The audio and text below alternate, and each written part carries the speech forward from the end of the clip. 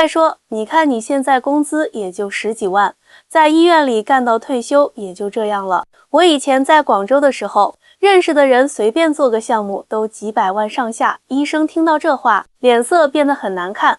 看来你是觉得我这个职业不够高大上啊。我觉得一个人的价值不能只用钱来衡量。哎呀，你别误会。小姐姐赶紧解释，我就是觉得你工作太辛苦了，收入又不是特别理想。这话说的，我在一旁都替她着急。果然，医生礼貌地说了声打扰了，就走了。等人走后，小姐姐还在那儿抱怨，丽姐，我说错什么了吗？我又不是嫌弃她，就是实话实说嘛。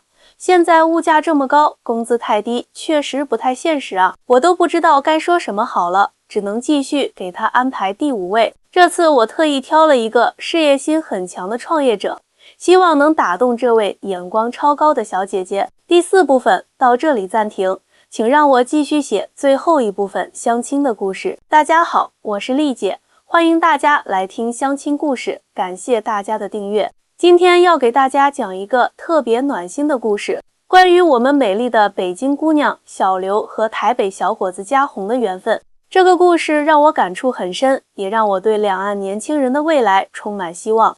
小刘是个气质出众的北京金融业精英，在某大型银行工作。他从小在一个温暖的家庭长大，爸妈都是银行工作多年的老职工，一家5口其乐融融。大哥和小弟也都在银行工作，过着平稳舒适的生活。丽姐，我其实从没想过要嫁去台湾的。小刘第一次来找我时这样说道，家里人都希望我在北京找个般配的对象，最好是本地人，工作稳定的那种。可缘分这种事情真的很奇妙。去年夏天，小刘去深圳出差，在一次商务酒会上遇到了来自台北的嘉宏。嘉宏是台北一家电子科技公司的创始人，为人低调谦和，说话总是轻声细语的。那天晚上的对话让我第一次对台湾产生了好奇。小刘回忆道，嘉宏不像其他人总在谈论股市和房价，他跟我聊了很多关于创新创业的想法，还有对科技发展的见解，特别有内涵。2个人就这样开始了联系，一来二去，感情渐渐升温。可是两边的父母都持反对态度。小刘的父母担心台湾太远，怕女儿受委屈；嘉宏的父母则担心文化差异太大，怕2个人日后相处困难。爸妈，你们要相信我的眼光。小刘坚持自己的选择。嘉宏是个特别靠谱的人，我们已经视频聊了好几个月了。就这样，在我和两边亲友的见证下，小刘决定先去台北见见嘉宏的家人。这一去，却让他彻底改变了对台湾的印象。天啊，丽姐，我之前对台湾的认识实在太片面了。小刘回来后，激动地跟我分享，我以为台湾比较落后，结果发现人家的生活品质特别高，街道整洁，人们都很有礼貌，连便利商店的服务态度都让人感动。小刘在台北的第1周就被当地的人情味打动了。丽姐，你是不知道，这边的人真的太热情了。他跟我视频时满脸笑容。第1天到嘉宏家，阿姨就煮了一大桌我爱吃的菜，还特意学着做了京酱肉丝。虽然味道不太一样，但是满满都是心意啊。最让小刘没想到的是，他之前对台湾的科技水平有很大的误解。我去参观了嘉宏的公司，才知道原来台积电、联发科这些在国际上都很有名的企业是从台湾发展起来的。他们的科技创新能力真的很强，很多外国客户都专门来台湾寻求合作。嘉宏带着小刘逛了很多地方，不管是到野柳看女王头，还是去九份品茶，都让他感受到不一样的人文气息。这里的人们生活节奏没有北京那么快，但是生活质量真的很高，大家很注重生活品质，喜欢慢慢享受人生。让小刘特别感动的是台湾的医疗体系。有一次他不小心感冒了，嘉宏带他去看医生，医生很耐心的问诊，护士阿姨也特别温柔。最让我惊讶的是，看病取药都很方便，而且费用也很合理。在台北的日子里，小刘还遇到了很多来自世界各地的外国人。有意思的是，他们都很喜欢聊台湾的话题，有人喜欢这里的小吃文化，有人迷恋台湾的民主氛围，还有人专门来学中文。因为觉得这里的文化底蕴特别深厚。慢慢的，小刘发现自己好像一直生活在信息茧房里。以前总觉得大陆发展的那么快，其他地方肯定比不上，现在才明白每个地方都有自己的特色和优势，不能简单的用快慢来衡量。嘉宏的体贴也让小刘很感动。记得有一次下着大雨，嘉宏特意打伞来接他，还带了一双备用雨鞋。他永远都会想得很周到，连我喜欢喝温开水这个习惯都记得，每次出门都会帮我带个保温杯。但是两个人的恋情还是遇到了不少阻力。嘉宏的妈妈担心小刘会不习惯台湾的生活，小刘的父母也觉得远嫁台湾太辛苦。有时候我也会怀疑自己的决定。小刘坦言，但每次看到嘉宏认真工作的样子，还有他对家人朋友的那份真诚，我就觉得值得坚持。在台北的1个月，彻底改变了小刘的三观。我发现自己以前真的像井底之蛙，总觉得非要在北京发展才算好。其实换个环境，反而能看到更大的世界。我妈最担心的就是台湾社会会不会歧视大陆女生。小刘告诉我，但其实来了之后发现，这边的人特别包容，像嘉宏的同事知道我是北京来的，都会很贴心的用普通话跟我交流，还教我一些台湾腔的说法。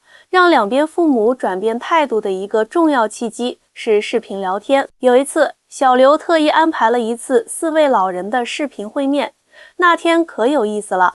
小刘笑着说，我爸妈一开始还有点拘谨，结果聊着聊着，发现嘉宏爸妈也是那个年代过来的，有太多共同话题了。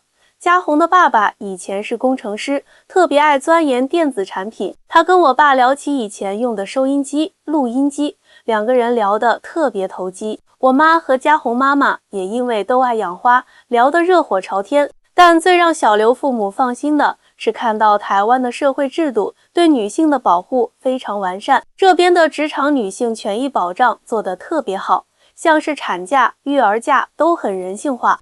我公公婆婆也一直强调，在他们家女人地位很高，嘉宏从小就被教育要尊重女性。小刘的转变也影响了他的父母。有一次，他爸爸在网上查台湾的资料，发现台湾的教育质量很高。我爸说，要是以后生孩子，在台湾读书也挺好的，孩子能学到传统文化，又能接触到国际视野。嘉宏这边的父母也在慢慢接纳小刘。婆婆说，看到我认真学习闽南语，还主动帮忙做家务，觉得我很懂事。小刘说到这里，眼睛都亮了。其实我觉得这些都是很自然的事情，既然选择了这里，就要真心融入这个家庭。让小刘特别感动的是，嘉宏总是在关键时刻表达对他的支持。有一次，小刘的妈妈担心女儿在台湾会孤单，嘉宏专门录了一段视频，承诺会一辈子好好照顾小刘。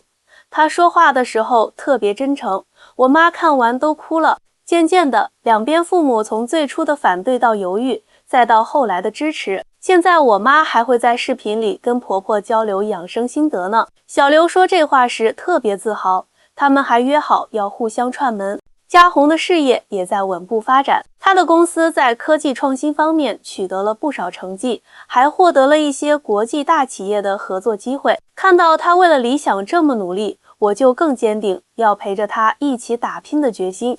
两个人的感情也越来越稳定。嘉宏总说，小刘给了他新的视角和动力。他说以前总觉得事业是一个人的事，现在明白了有个伴一起努力的感觉真好。我们决定在台北和北京各办一场婚礼。小刘兴奋地告诉我，这样两边的亲朋好友都能参加，也能体验不同的婚礼文化。台北这场婚礼充满了惊喜，嘉宏特意找来了一位知名的婚礼策划师，把整个流程都设计得很有创意。婆婆还特意请了一位老师教我学习台湾传统的婚礼礼仪，让我感受到了很深的文化底蕴。让小刘特别感动的是，婚礼上很多细节都融入了两地特色。我们的喜糖是用北京特产的豌豆黄和台湾的凤梨酥搭配的，请柬也是用繁体字和简体字一起设计的，特别有意义。婚礼当天来了不少嘉宏的外国客户和朋友，有个日本客户说，很羡慕我们能这样跨越文化的差异，相知相爱。小刘说这话时眼睛里闪着光，确实，爱情是不分地域的。让小刘没想到的是，台北的亲友们都很用心地准备了祝福。嘉宏的表妹还特意学了一首北京的民歌来唱，虽然发音不太标准，但是特别真诚，把我都感动哭了。